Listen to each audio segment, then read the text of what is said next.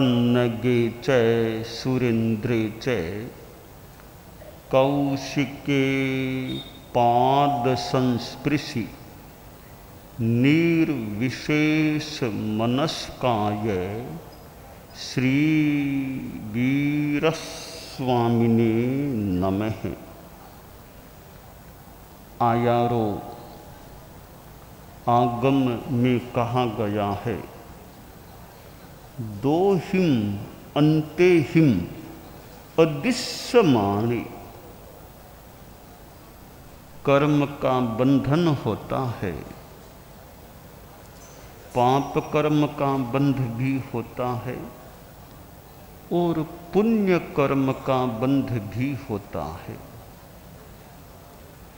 पाप कर्म के बंध का मुख्य जिम्मेवार या कारण मोहनीय कर्म होता है। पुण्य कर्म का जो बंध होता है उसमें मोहनीय कर्म का अभाव। जब मोहनीय कर्म का अभाव होता है तब फिर नाम कर्म के योग से पुण्य कर्म का बंध हो जाता है। पर पुण्य का बंध तभी संभव लगता है कि मोहनीय कर्म थोड़ा निष्प्रभावी बनता है।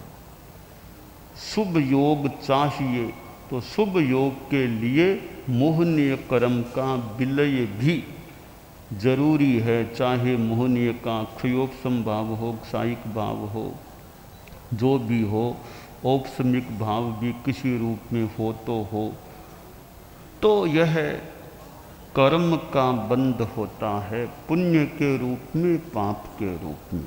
पाप कर्म का बंध है, रागो ये दोषो बीय कम में बीयम। उत्तरध्ययनानि में कहा गया है कि राग और द्वेष ये कर्म के बीज हैं। राग द्वेष समाप्त हो जाएंगे, बाद में बहुत ही जल्दी कर्म का बंद होना सर्वथा बंद हो जाएगा। थोड़ा कुछ समय होगा भी तो नाम मात्र का ऐरियापथिक रूप में होगा। वीतराग पुरुष होता है, उसमें राग और द्वेष दिखाई नहीं देते। आयारों में यहाँ कहा गया है, दो हिम अंते हिम अदिश्यमाणे द्वाभ्याम अंताभ्याम अदृश्यमान है। अंत स्वभाव निश्चय या जो भीतर की स्वभाव की स्थिति है, वैसे राग द्वेष आत्मा का स्वभाव नहीं है, पर स्वभाव जैसा बन गया है। आदमी कभी राग में दिखाई देता है, कभी द्वेष के भावों में आया हुआ दिखाई देता है। अनुकूल स्थिति आ गई है, मनोज्ञ शब्द रूप आदि उपलब्ध हुए हैं, आदमी राग में जा सकता है। मनोज्ञ शब्द रूप आदि का योग मिलने पर द्वेष भाव में जा सकता है और वीतराग पुरुष न राग में जाता है और न द्वेष में जाता है। 11वें गुणस्थान वाला वीतराग है, हालांकि वह उपशांत मोह वीतराग है। राग क्षीण नहीं हुआ है, वापिस राग उभरने वाला भी है। उपशांत मोह वीतराग है, वह टेम्परेरी वीतराग होता है। क्षीण मोह वीतराग परमानेंट वीतराग होता है।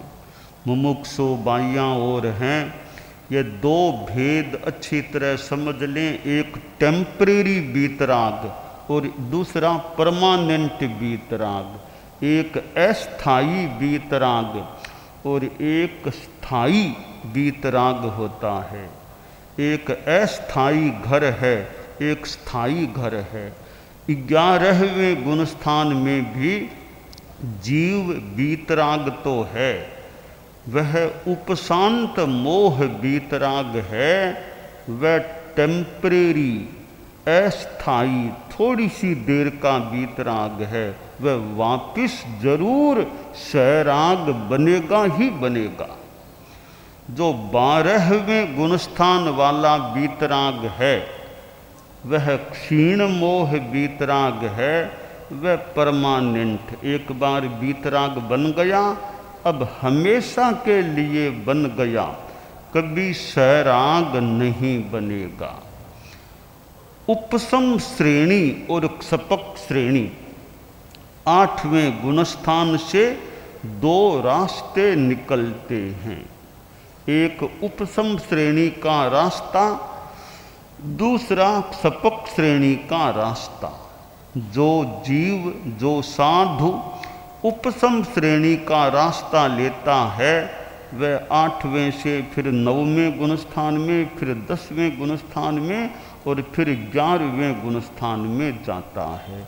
उसके आगे नहीं जा पाता। 11वें में चला गया, अब आगे 12वें में नहीं जा पाता, वह सीधा वापिस गिरेगा, नीचे गिरेगा, जरूर गिरेगा वह। जैसे बंद गली में कोई घुस गया है, आगे कहाँ जाएगा? हमारे संत बंद गली के घरों में गोचरी जाएंगे तो वापिस इधर आना होता है, आगे रास्ता नहीं है। उपशम श्रेणी और 11वां गुणस्थान एक बंद गली का रास्ता है, जहाँ से वापिस इधर ही आना पड़ेगा, आगे पार होने का रास्ता नहीं। तो उपशम श्रेणी वाला जीव निश्चित 11वें यानी वो 11वें गुणस्थान से आगे नहीं जा सकता। क्षपक श्रेणी का रास्ता जो साधु लेगा वह 8वें से 9वें में और 10वें में फिर 11वें का स्पर्श ही नहीं करेगा, लांग करके 12वें में चला जाएगा। जैसे छोटे बच्चे हैं, एक सीढ़ी को लांग कर अगली सीढ़ी में चले गए, तो 11वें गुणस्थान का स्पर्श ही नहीं करता, आता ही नहीं। वो मानो सीधा, जैसे बाईपास होती है, अलग रोड निकल गई, ऐसे 10वें से सीधा 12वें वाला रास्ता ले लिया, 11वें में जाता ही नहीं है। हाईवे होते हैं, फिर पास में एक छोटी रोड कई बार गांव के लिए निकल जाती है, फिर हम हाईवे छोड़ देते हैं, उस छोटी रोड से गांव के अंदर चले जाते हैं। इसी तरह वो क्षपक श्रेणी वाला 10वें गुणस्थान तक आ गया, फिर 11वें वाला रास्ता छोड़कर यूँ 12वें वाला रास्ता लेकर आगे केवल ज्ञानी बन जाता है। आयारों में कहा गया है, 2 हिम अंते हिम अदृश्यमाणे, वीतराग पुरुष होता है, उसमें न राग दिखाई देता है न द्वेष। उपशांत मोह वीतराग में भी उस समय तो दिखने में न राग हमें दिखता है न द्वेष दिखता है। तो वीतराग वही होता है जो राग द्वेष से अदृश्यमान बन जाए, कि राग नहीं द्वेष नहीं, भीतर में उदय है ही नहीं।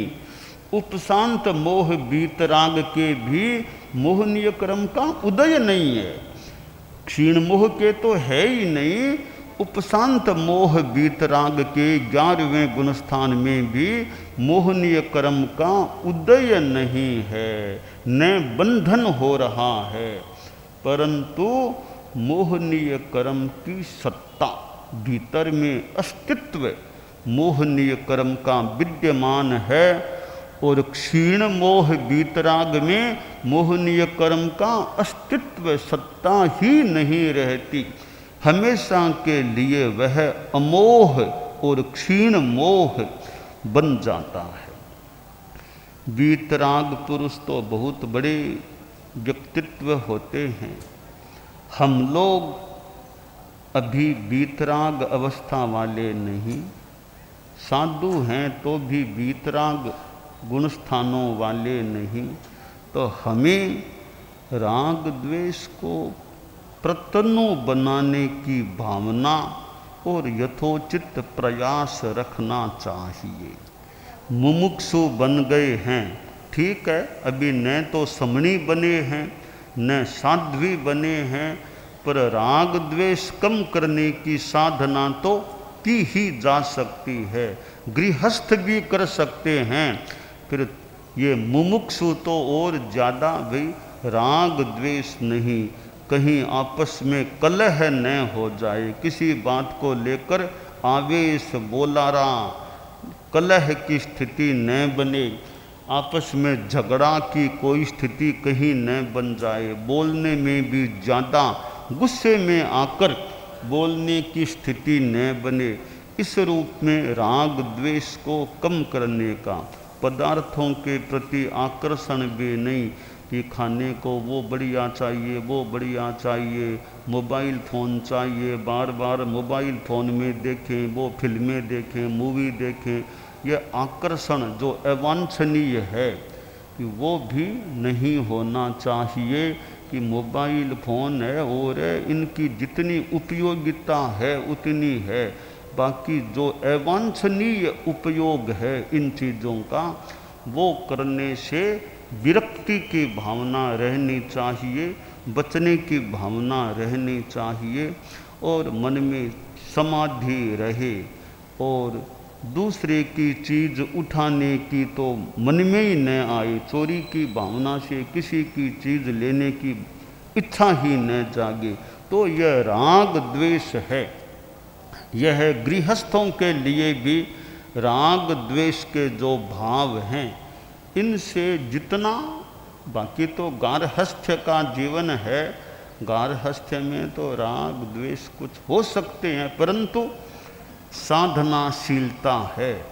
तो गृहस्थ भी सोचे भाई जितना राग द्वेष कम हो, मेरे मन में किसी के प्रति द्वेष नहीं, ईर्ष्या नहीं, घृणा नहीं, कि वह इतना आगे बढ़ गया, मेरे से आगे बढ़ गया, तो ईर्ष्या की भावना नहीं, जलन नहीं कोई, वो बढ़ गया तो मुझे क्या तकलीफ है, वो आगे बढ़ गया तो मुझे क्यों तकलीफ होनी चाहिए।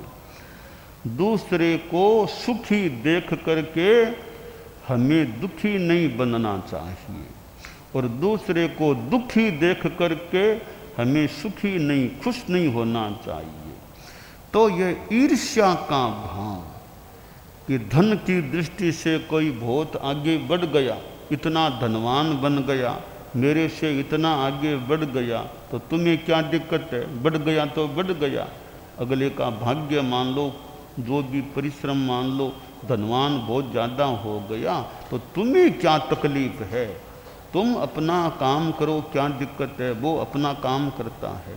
तो दूसरे की बढ़ोतरी, उन्नति देख करके हमें ईर्ष्या नहीं करनी चाहिए, जलन नहीं कि वो क्यों बढ़ गया। तो राग और द्वेष ये दो मानो ध्रुव किनारे हैं, एक राग का किनारा, एक द्वेष का किनारा। न राग में जाना न द्वेष में जाना, मध्यस्थ रहना, बीच में रहना, दो अंत, दो किनारे। तो हम बीच में मध्यस्थ रहें, न इधर झुके न उधर झुके, बीच में मध्यस्थ रहें, मध्य में स्थित रहना, न राग में न प्रियता में जाना और न अप्रियता में जाना। तो आदमी के जीवन में परिस्थितियां तो आ सकती हैं, अनुकूल प्रतिकूल, उनमें समता भाव रखना, बस समता कह दो, मध्यस्थता, तटस्थता, वीतरागता, राग द्वेष में नहीं जाना है। अब यह राग द्वेष जो उभरता है, ये हमारे भीतर में संस्कार हैं। यथा यथा समायाति संवित्तौ तत्वमुत्तमम्, तथा तथा न रोचन्ते विषयाः सुलभा अपि, यथा यथा न रोचन्ते विषयाः सुलभा अपि, तथा तथा समायाति संवित्तौ तत्वमुत्तमम्। जैसे जैसे ये बाह्य विषय शब्द रूप आदि इनसे रुचि हटती है उत्तम तत्व की प्राप्ति, जैसे जैसे भीतर में उत्तम तत्व धर्म तत्व की वृद्धि होती है तो बाहर के पदार्थों आदि में आदमी राग द्वेष करने से बचने की स्थिति में आ सकता है। तो ये भी जगत है, ये पदार्थ हैं, ये व्यक्ति हैं, जिनका उपयोग करना है उपयोग मान लो किया जा सकता है, पर राग नहीं, द्वेष नहीं, मोह नहीं, समता भाव, दृष्टा भाव। तो यह साधना की चीज है कि द्वेष में, घृणा में, नफरत में, इनमें नहीं जाना, नए पदार्थों में मोह राग में जाना, यह साधना। एक गांव में प्राचीन काल की बात मान लें तो कुआं खोदा गया। कुआं, गांव में पानी की समस्या थी, छोटा सा गांव था, तो कुआं खुदवाया, पानी आ गया। लोगों में बड़ी खुशी थी, हमारे गांव में अब पानी की समस्या दूर हो गई। तो कहा वो गांव के कोई 2-4 युवक मिले कि हम कुएं का लोकार्पण समारोह रखेंगे। आजकल वो होता है ना, जैसे पुस्तक का लोकार्पण, वो मकान का उद्घाटन वगैरह, किसी बड़े आदमी को बुलाओ, फीता काटेगा और फिर अंदर प्रवेश करेंगे वो। तो काम कुएं का भी लोकार्पण करेंगे, गांव को अर्पित करेंगे, प्रोग्राम करेंगे। थोड़े पढ़े लिखे युवक थे, तो कहा भी कोई नेता को बुलाएं, वो प्रोग्राम होगा और उद्घाटन किया जाएगा। तब कुछ युवक बोले, 1-2 उनमें से, कि नेता अच्छे हैं, नेता भी ठीक है, पर हमारे गांव के पास एक सन्यासियों का आश्रम है, तो क्यों नहीं सन्यासी जी को बुलाएं, उनका 1 घंटा का प्रवचन भी करा लें और उसी प्रोग्राम में कुएं का लोकार्पण करा देंगे, सन्यासी जी के हाथ से ही करा देंगे। कहा ये बढ़िया है, धार्मिक प्रवचन हो जाएगा और फिर बाबा जी ही उद्घाटन कर देंगे। तो वो युवक आश्रम में गए, वो बड़े बाबा जी बैठे थे, बोले बाबा जी हमारे गांव में कुआं खुदवाया गया, तो लोकार्पण समारोह हमारा परसों रखना चाहते हैं, आप पधार जाओ। तो सन्यास का ठीक है, आ सकता हूँ, कितने बजे आना? कि प्रोग्राम 10 बजे से है, हम लोग आ जाएंगे आपको लेने के लिए, आप 5-7 मिनट पहले पधार जाओ, थोड़ा आराम कर लो, और 10 बजे प्रोग्राम है। ठीक है। परसों का दिन आया तो वो 2-3 युवक गए बाबा जी को लेने। बाबा जी टाइमली एकदम पधारे। कहा बाबा जी ये कुआं है, यहाँ प्रोग्राम है, यह मंच है, पास में कमरा है, आप चाहो तो 5-7 मिनट अभी देरी है, आराम कर लो, फिर आप मंच पर विराज जाना। तो बाबा जी ने कहा भाई यहाँ तो थोड़ी बदबू आ रही है, इस प्रोग्राम का जो ये आपका पंडाल है, ये कुआं है, थोड़ी बदबू आ रही है, तो बदबू में प्रोग्राम कैसे होगा? लड़के युवक बोले बाबा जी बदबू तो हमें भी आ रही है, कई देर से आ रही है, तो पर पता नहीं कहाँ से आ रही है। तो बाबा जी ने कहा थोड़ा ध्यान दो, ये बदबू में लोग भी बैठेंगे तो उनको भी थोड़ा अच्छा नहीं लगेगा, तो खोजो बदबू कहाँ आ रही है, कहाँ से आ रही है। तो बाबा जी और खोज लेते हैं, हमें तो काफ़ी देर से खोजा, पता नहीं चला। तो बाबा जी ने कहा मेरे साथ आओ। बाबा जी कुएं के निकट गए, कुएं में झांका तो 2 कुत्ते मरे हुए पड़े थे कुएं में। वो कोई रात को वो अंधेरा था और कुत्ते झगड़ते आए, वो कुत्ते में दोनों गिर गए, मर गए, उनके शरीर से सड़ान आ रही थी। बाबा जी बोले देखो ये कुत्ते मरे पड़े हैं, इनके शरीर की बदबू आ रही है। अब तो युवक लगे ऐसे कर्मचारियों को बुला करके कुत्तों को निकलवा करके दूर बूर दिया गया, स्थापित कर दिया गया, और अब वो बदबू आना बंद हो गया। अब प्रोग्राम हुआ और बाबा जी ने 1 घंटा तक वो धर्म की, अध्यात्म की, उपासना आदि आदि की बातें बताई। और वो वार्ता के दौरान ये ऐसी ही कोई बात मानो राग द्वेष वाली बात, बाबा जी बोले राग और द्वेष प्रबल होते हैं तब दुख की बदबू आती है। राग द्वेष शांत हो गए, क्षीण हो गए तो दुख की बदबू नहीं आती। जैसे कि ये 2 मरे हुए कुत्ते अंदर पड़े थे तो बदबू आ रही थी, उनको निकाल के दूर कर दिया, अब बदबू का आना बंद हो गया। तो हमारा यह चैतन्य एक प्रकार का कुआं है। इस कुएं में ये राग द्वेष रूपी कुत्ते मरे हुए पड़े रहेंगे तो दुख की बदबू इन राग द्वेष के कुत्तों को निकाल देंगे तो वो दुख की बदबू दूर हो जाएगी।